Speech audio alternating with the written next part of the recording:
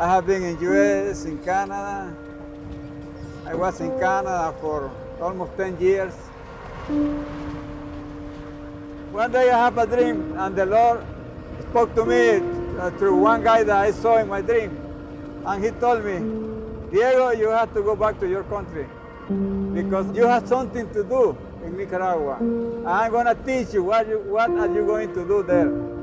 Say, Lord, I don't want to go back to my country. It's going to be hard for my daughter to go to Nicaragua. They have been living in Canada. I want to stay in Canada. But I say, well, I am a Christian. I don't know what the Lord is going to do, but I will obey. I came back to Nicaragua in 1996.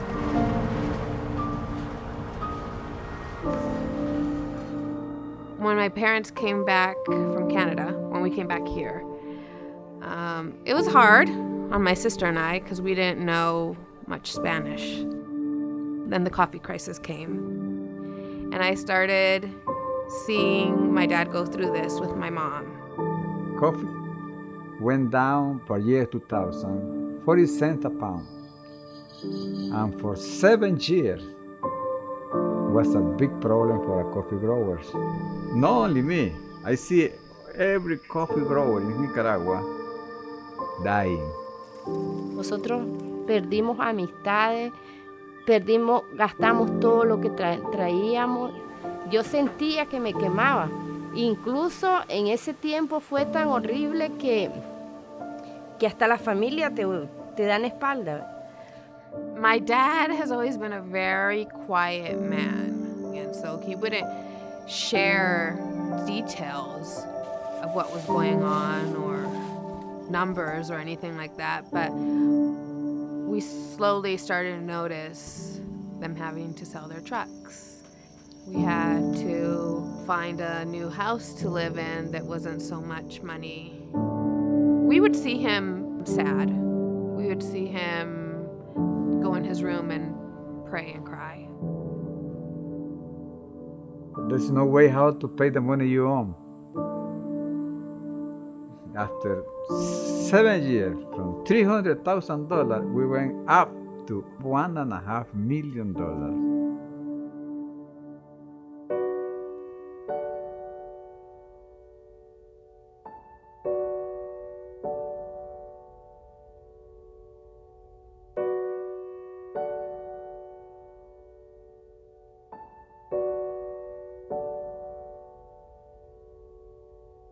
Coffee is big business. It's the second largest traded commodity next to oil.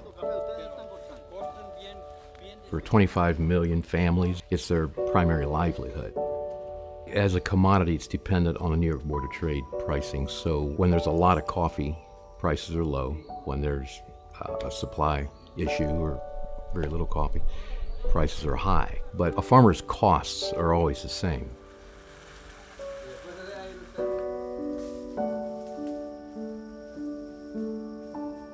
For it to be cheap, it needs cheap labor. It needs almost a peasant class, and it needs somebody to grow it at a loss, quite frankly. It's not just the farmer that suffers, it's the labor class. It's the one looking for that day-to-day work. I've seen mothers have no idea where the next meal's going to come because coffee is the engine for the community. When there's no money in coffee, there's no work. When there's no work, there's no food.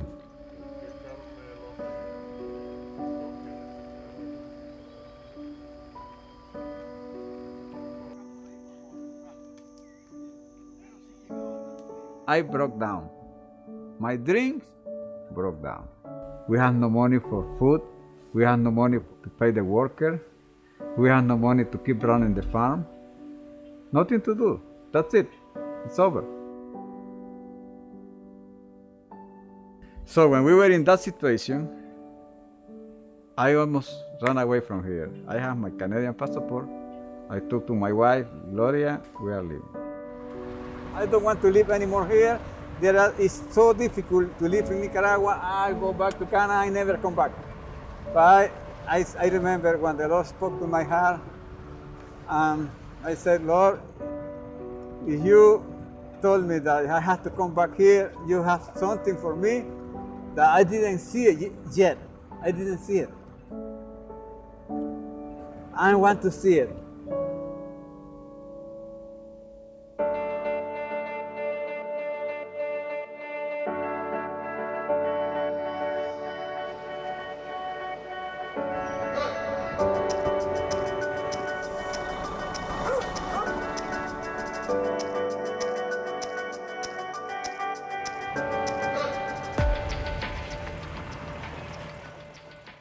I met Diego Chavarria in 1975 when I went to Nicaragua for 3 years. I was there in Huapotal with Dan Byler, and him and I worked together for the first year and finished up the building of a medical clinic. I saw the extensive poverty in this area of the farmers, the small-time farmers, and also the coffee plantation workers. They were illiterate for the most part. Their kids were malnourished. And so when I left in 76, it was my dream to come back here. I left Nicaragua due to some of the political upheavals and problems in the country, and we terminated our program in 1982.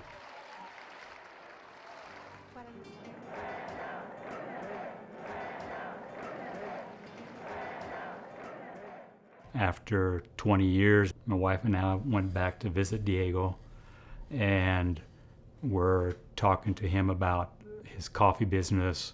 And during that time, he was going through a lot of economical problems with low world market coffee prices. But year 2001, I think Andy came to my place to visit me, and he saw the situation we were having at that time. And he said, Diego, I want to help you, but I don't know how. At one point, I looked at him, I said, Diego, I think I would like to buy some coffee from you and try to sell it in the States. And he had this funny look on his face, and he said, Andy, he says, 2 months ago I had a vision, and God showed me that a man's going to come up to me and tell me he's going to buy coffee from me. And so that night we sat up till midnight dreaming about coffee and how to market it. And so for the next 2 years, he would send me coffee in 50-pound bags through the mail. We'd get this box covered with stamps from Nicaragua, and my wife and I would package it and sell it to the local grocery store and friends. And I did it for 2 times, but it was too expensive to go in that way. We quickly realized after a year or two of that this really wasn't very economical to do that. And so I introduced Diego to Paul Kurtz. My name's Paul Kurtz, and my wife Grace and I own Hemisphere Coffee Roasters, located in Mechanicsburg, Ohio.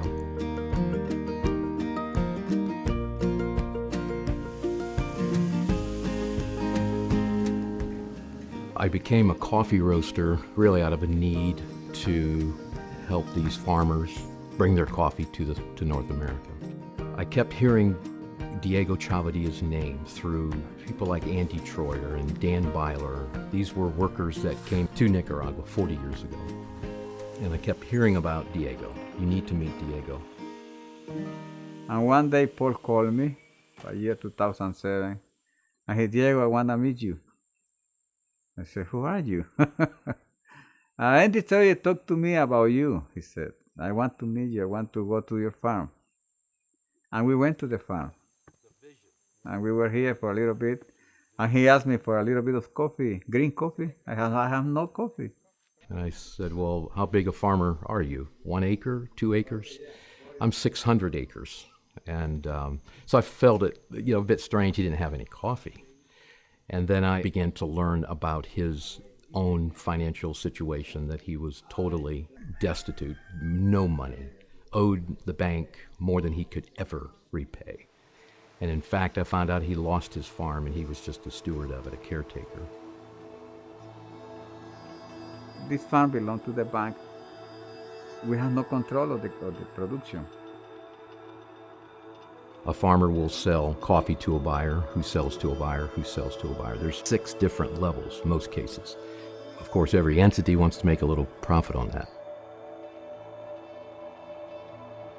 As I was talking to Diego about how we could really help him, it was buy a full container of coffee directly from him. I thought, how could I buy a container of coffee? How would that even work?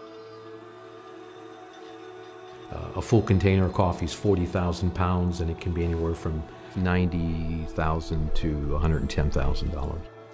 And at the time, Hemisphere Coffee Roasters was using 100 pounds a week. So it was way out of my league to be buying a full container. But with some eyes of faith and maybe stupidity, we attempted to do that.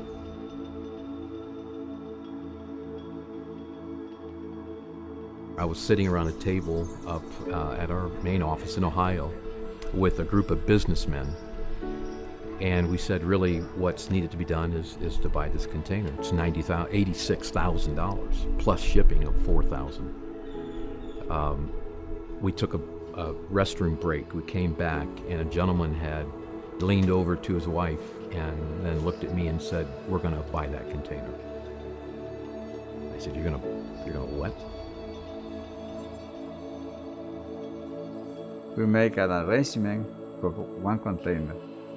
I was very scared because I don't know how to handle that. I don't know anything. It was everything new for me. We've never imported before, so we had to get Diego an export license. I had to be registered with the FDA to import food stuff because of food security laws. There was import brokers to find, insurance to get, and a warehouse to put the coffee in. And it was overwhelming. In fact, I thought it was going to be impossible.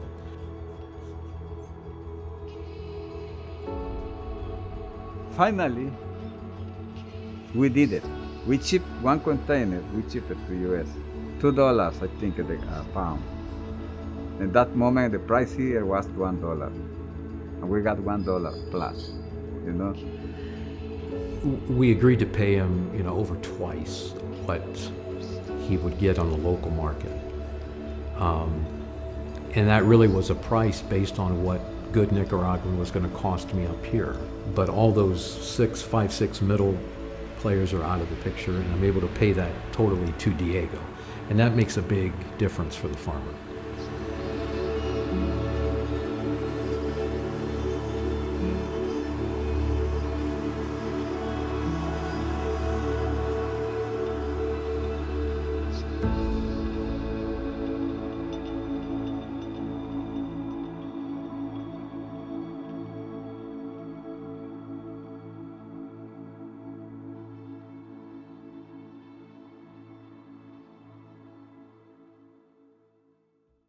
In that time, we say, Lord, from the money we got from the coffee we are selling, we want to tithe that money.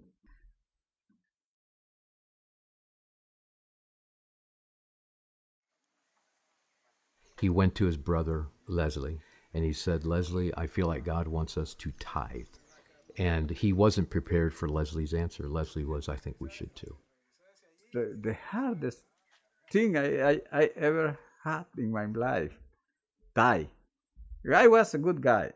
If you need something from me, I help you in something, you know. But tithe from the money you got from coffee, when you have to pay worker, you have to buy food, you have to pay the money you own. At the end of the day, you have nothing in your hand. So how are you going to tithe? But I said, Lord, I know I have to find the money for the worker, whatever I have to move. So I want to do the same with the money that you said belong to you. We have to tithe.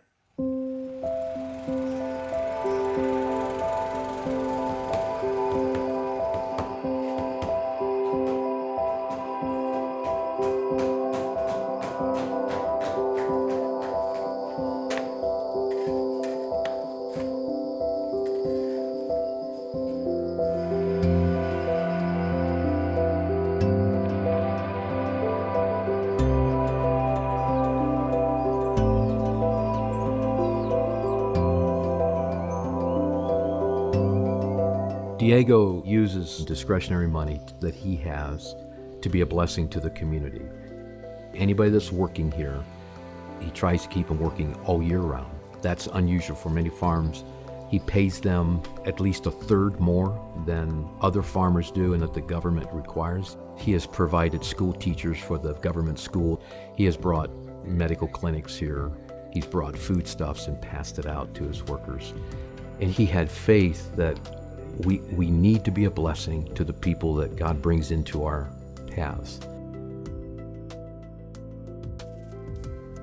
After 1 year, we started working in that way. We received a letter from the bank.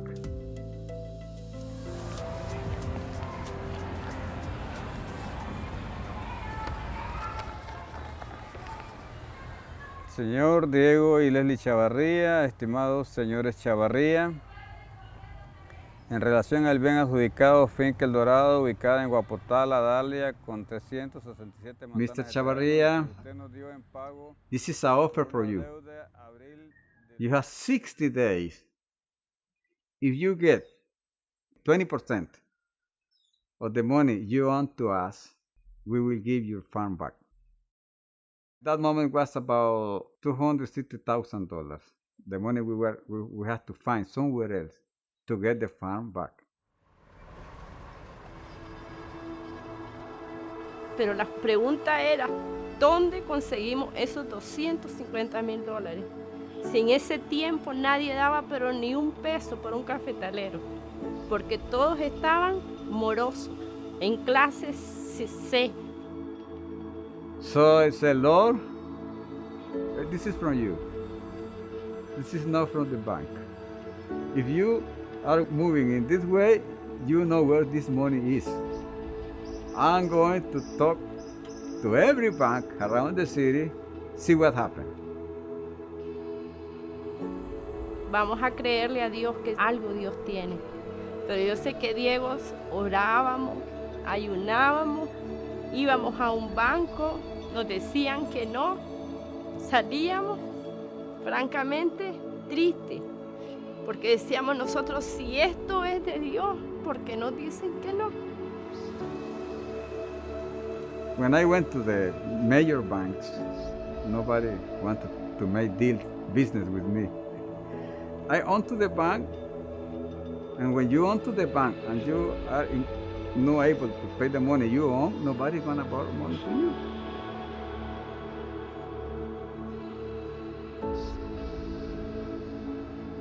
Was a little bank in the city, the smallest one. I never thought to go there because it was too small.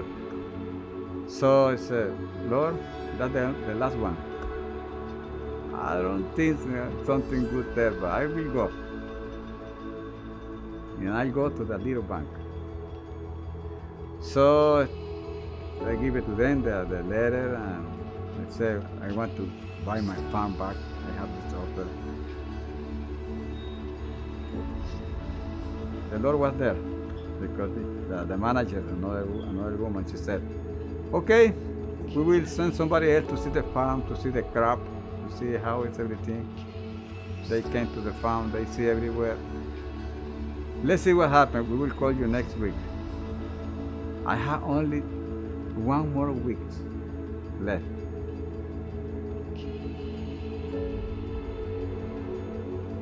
Cuando como a las 8 de la mañana suena el teléfono y yo lo contesto y me dice la gerenta, Doña Gloria, quiero hablar con Don Diego. Yo lo primero que pensé es que dije yo, aquí él le salvó. Oramos y se fue y yo me quedé orando. Padre, en el nombre de Jesús, yo sé que sos un Dios de sorpresa y nos has dicho que nos vas a sacar de esto.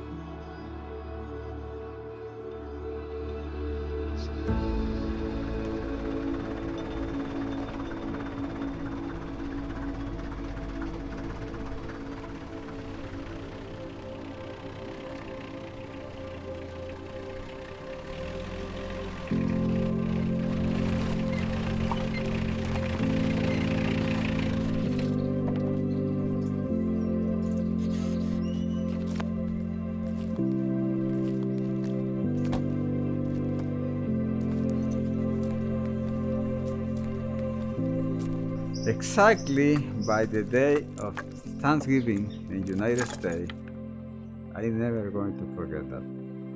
That day, we received a check to pay to the bank, $260,000. And that day, we received a farm. It was just a miracle.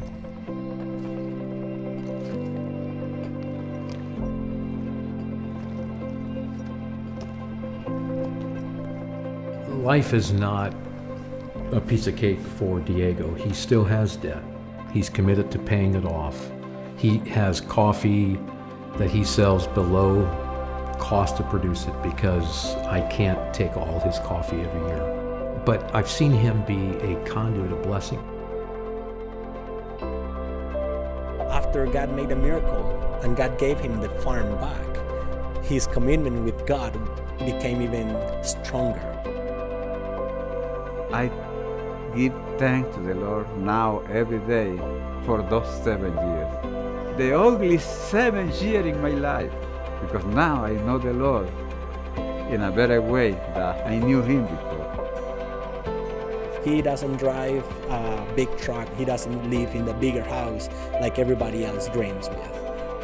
Every time he sells a container, every time he does something, he's thinking how we can increase the kingdom, how we can reach more people, how we can make one more disciple. I know I have to keep running the farm, getting more coffee for you and for everybody, but that's not the main thing. We have to think in the way the Lord wants us to think.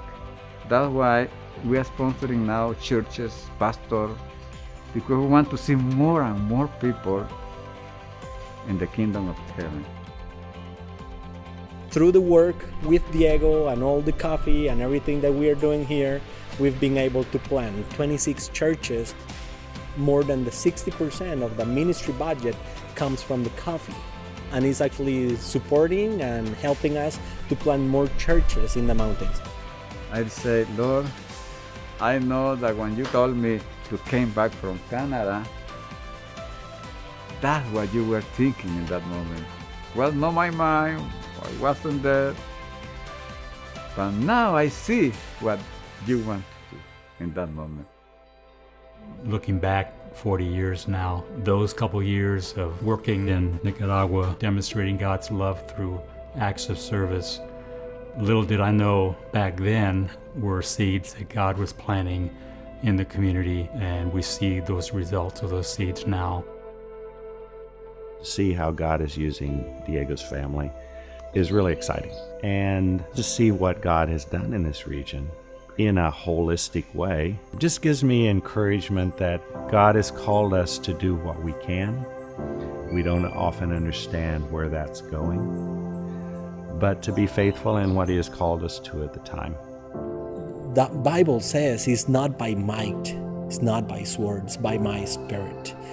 We have all the organizations who tries to relieve poverty, and they do their projects and they do it well. But if you forget God, if you forget the gospel, at the end you will not break the cycle of poverty.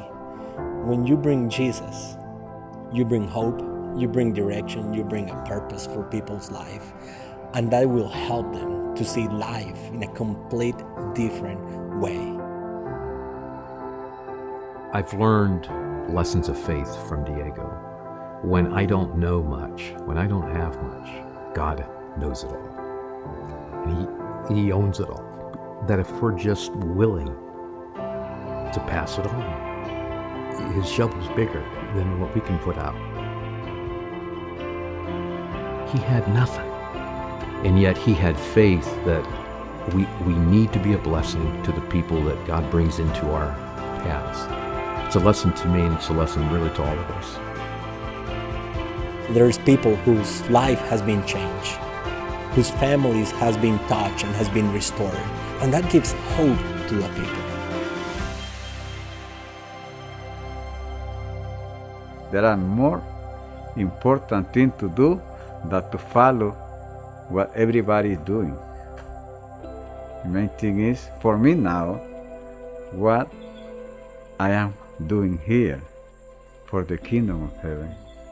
Why the Lord allowed me to born here just to drink coffee, to eat something? No. He got a vision for us.